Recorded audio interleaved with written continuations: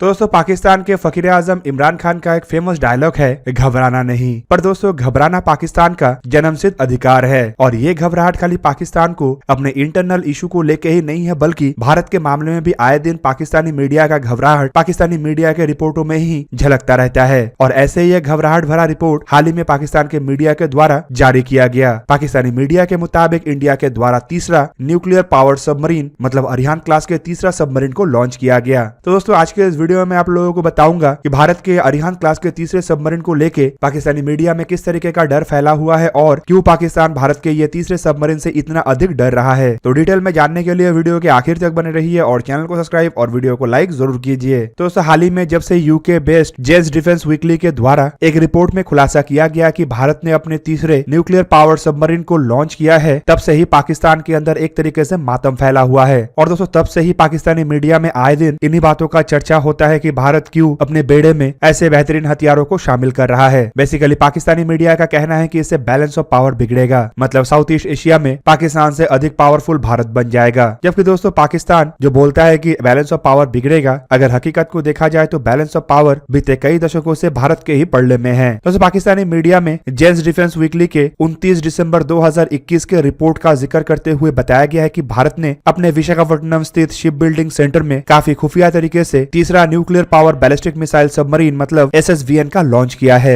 और साथ ही साथ ये भी बताया गया है कि इसे लेके फिलहाल ना ही इंडियन नेवी की तरफ से और ना ही मिनिस्ट्री ऑफ डिफेंस की तरफ से कोई ऑफिशियल जानकारी दिया गया है। पर जेन्स डिफेंस वीकली में शिप बिल्डिंग सेंटर के कुछ लोकल सोर्सेस का हवाला देते हुए ये दावा किया जा रहा है कि भारत ने अपना तीसरा सबमरीन का लॉन्च किया है। बेसिकली इस सबमरीन को S4 क्लास के सबमरीन के रूप में दर्शाया जा रहा है और बताया जा रहा है कि ये अरिहंत क्लास का ही तीसरा सबमरीन है, जो कि अब तक अरिहंत क्लास के द्वारा निर्माण किया हुआ सबमरीनों से इम्प्रूव्ड है और आकार में बड़े और साथ ही साथ अधिक हथियारों को कैरी करने का क्षमता वाला सबमरीन है। दोस्तों जेन्स डिफेंस वीकली में यह भी दावा किया गया है कि भारत के ये जो सबमरीन है इसका development jointly department of atomic energy, defence research and development organisation, Russian technicals और साइंटिस्ट के अलावा इंडियन नेवी के अधिकारियों के द्वारा किया गया है। जबकि इस रिपोर्ट में यह भी बताया गया है कि जो सबमरीन शिप बिल्डिंग सेंटर में सैटेलाइट इमेजों में देखा गया था वो बाद में नेवी के द्वारा स्थानांतरित कर दिया गया है और फिलहाल ये INS अरिघात जहां पे फिट किया जा रहा था उस एरिया में ट्रांसफर कर दिया गया है। दोस्तों INS अरिघात असल में INS अरिहंत के बाद वाला दूसरा सबमरीन है जो साल 2017 में लॉन्च हुआ था और माना जा रहा है कि इस साल इसे कमीशन कर दिया जाएगा। जबकि दूसरी तरफ यूके बेस्ड इस एजेंसी के रिपोर्ट में यह भी दावा किया जा रहा है कि भारत के ये तीसरे सबमरीन असल में दूसरे सबमरीन से थोड़ा अधिक भारी है और दूसरे सबमरीन जहां पे 6000 टन का है तो वहीं पे ये 7000 टन का है। और लंबाई में भी दूसरे सबमरीन जहां पे 111.6 मीटर है तो वहीं पे ये तीसरा सबमरीन थोड़ा अधिक लंबा और करीबन 125.4 मीटर का है। रिपोर्ट में यह भी दावा किया गया था कि भारत के ये जो तीसरा सबमरीन है ये आकार में बड़े होने के कारण इसमें करीबन 8 वर्टिकल लॉन्चिंग ट्यूब है, जिस कारण से ये INS अरिहंत और INS अरिघात के तुलना में करीबन दुगना मात्रा में मिसाइलों को दागने में समर्थ है। रिपोर्ट के मुताबिक जहां पे INS अरिहंत में 4 K4 मतलब 3500 किलोमीटर रेंज वाले सबमरीन लॉन्च बैलिस्टिक मिसाइलों को स्टोर किया जा सकता है और 12 K15 मतलब 750 किलोमीटर रेंज वाले सबमरीन लॉन्च सागरिका बैलिस्टिक मिसाइलों को स्टोर किया जा सकता है, तो वहीं पे ये तीसरा सबमरीन आइदर 8 K4 या फिर 24 K15 मिसाइलों को स्टोर कर सकेगा। तो एक तरफ जहां पे भारत के द्वारा ऐसे न्यूक्लियर पावर बैलिस्टिक मिसाइल सबमरीनों को बना के दुनिया के कुछ गिने चुने एलिट देशों में अपना नाम को शामिल कर लिया गया है, तो वहीं पे पाकिस्तान के द्वारा अब भारत के इस डेवलपमेंट को देखते हुए खाली सर पिटा जा रहा है। जेन्स के इस रिपोर्ट के ऊपर रिएक्शन देते हुए पाकिस्तान के कुछ एक्सपर्टों की तरफ से हाल ही में बताया गया है कि भारत जो ये सबमरीनों को अपने बेड़े में शामिल कर रहा है ये असल में खाली पाकिस्तान के लिए खतरा नहीं या फिर इंडियन ओशन में स्थित देशों के लिए खतरा नहीं है, बल्कि पूरा दुनिया के लिए खतरा है। जबकि पाकिस्तानी एनालिस्टों के द्वारा यह भी दावा किया जा रहा है कि भारत ऐसा टोटल 6 सबमरीनों को बनाना चाहता है। भारत ने साल 2016 में अपने बेड़े में INS अरिहंत को शामिल करने के साथ साथ न्यूक्लियर ट्रायड का मालिक बन गया। मतलब अब भारत कुछ ऐसे गिने चुने देशों में शामिल हो चुका है जो हवा से, जमीन से और समुद्र के नीचे से परमाणु हथियारों को दाग सकेगा। और पाकिस्तानी मीडिया का कहना है कि भारत का जहां पे नो फर्स्ट यूज पॉलिसी है तो वहीं पे भारत के द्वारा ऐसे न्यूक्लियर पावर बैलिस्टिक मिसाइल सबमरीनों को बना के न्यूक्लियर ट्रायड को संपूर्ण करना असल में दर्शाता है कि भारत अपने नो फर्स्ट यूज पॉलिसी से दूर हट रहा है। इवन दोस्तों मेरा मानना यह भी है कि ये असल में भारत के नो फर्स्ट यूज पॉलिसी को और स्ट्रॉन्ग बनाएगा, क्योंकि इससे दुश्मन को भारत के ऊपर किसी भी तरीके के परमाणु हमला करने से रोका जा सकेगा। क्योंकि अगर दुश्मन भारत के ऊपर परमाणु हमला करके भारत के सभी परमाणु हथियारों के ठिकानों को तबाह कर सकेगा, तब भी दुश्मन के ऊपर एक तरीके का डर रहेगा कि समुद्र के नीचे से कहीं से भी दुश्मन के ऊपर पलट जवाब हो सकता है। और दोस्तों इसी डर को न्यूक्लियर डिटरेंस कहा जाता है। और दोस्तों साथ ही साथ मेरा यह भी मानना है कि भारत के न्यूक्लियर ट्रायड बनने गिरने के पीछे असल कारण पाकिस्तान नहीं है बल्कि चाइना जैसा देश है जो कि भारत के ऊपर हमेशा से ही अपना बुरा नजर रखा हुआ है, भारत के जमीनों को हथियाना चाहता है। जबकि पाकिस्तान जैसे देश के लिए भारत का कोस्ट गार्ड ही काफी है, क्योंकि भारत के कोस्ट गार्ड भी पाकिस्तान के नेवी के तुलना में अधिक ताकतवर है और आसानी से पाकिस्तान के कोस्ट को ब्लॉक कर सकता है। दोस्तों पाकिस्तान की तरफ से भारत के तीसरे न्यूक्लियर सबमरीन को एक बड़ा खतरा दर्शाते हुए यह भी बताया जा रहा है कि भारत के जो लीडरशिप है उसके हाथ में ऐसे हथियार आना साउथ ईस्ट एशिया के पीस को तबाह करने के बराबर है। दोस्तों पाकिस्तान जो कई सारे मिलिट्री कू को झेल चुका है वो अब भारत के लीडरशिप के ऊपर उंगली उठा रहा है, पर शायद उसे पता नहीं होगा कि भारत में अभी तक कभी मिलिट्री कू ना हुआ है और ना ही भारत के मिलिट्री में ऐसा कोई ट्रेडिशन है। दूसरी तरफ भारत के लीडरशिप को दुनिया के सबसे स्ट्रॉन्ग और सबसे बड़े डेमोक्रेसी के रूप में भी देखा जाता है और भारत बीते 70 साल से डेमोक्रेसी के तहत ही चल रहा है और ऐसे में लीडरशिप के ऊपर उंगली उठाना यह दर्शाता है कि पाकिस्तान खाली भारत के परमाणु हथियारों को लेकर ही डरा हुआ नहीं है, बल्कि भारत की ये जो स्ट्रॉन्ग लीडरशिप है जो कि इंटरनेशनली भारत को मजबूत बना रहा है और कई सारे डिप्लोमेटिक फ्रंट में भी पाकिस्तान को पछाड़ रहा है, उससे भी पाकिस्तान काफी अधिक डरा हुआ है। इवन इसके अलावा पाकिस्तानी मीडिया का यह भी कहना है कि परमाणु हथियारों के कंट्रोल को सेंट्रलाइज से हटा के फॉरवर्ड में मतलब इंडियन नेवी के बेड़े के अधिकारियों के हाथ में देने का खतरा भी है और पाकिस्तान के तरफ से इंडियन नेवी को एक नॉन प्रोफेशनल नेवी बताते हुए यह भी बताया जा रहा है कि इंडियन नेवी के हाथ में परमाणु हथियार होना मतलब काफी बड़ा खतरा है। पर शायद पाकिस्तान भूल चुका है कि वो जिसे नॉन प्रोफेशनल नेवी कह रहा है वो 1971 में एक तरफ जहां पे बांग्लादेश के पोर्ट को ब्लॉक करके रखा हुआ था तो वहीं पे पाकिस्तान के कराची को कई हफ्तों तक धधकने के लिए मजबूर कर दिया था। 1971 में पाकिस्तानी नेवी के एक भी जहाज पाकिस्तान के बंदरगाह छोड़ के बाहर नहीं निकल पाया। दूसरी तरफ पाकिस्तान द्वारा जब अपने गाजी सबमरीन को भारत के खिलाफ डिप्लॉय किया गया था तब उसका हालत क्या हुआ था वो पूरा दुनिया देखा है। दोस्तों इसके अलावा अगर पाकिस्तान के आर्म फोर्सेस को देखा जाए तो इसे दुनिया में रोग आर्मी कहा जाता है, जिसका एकमात्र काम है आतंकियों को पालना, अन्य देश के अंदर आतंकी गतिविधियों को बढ़ावा देना और इसी आतंकी गतिविधियों को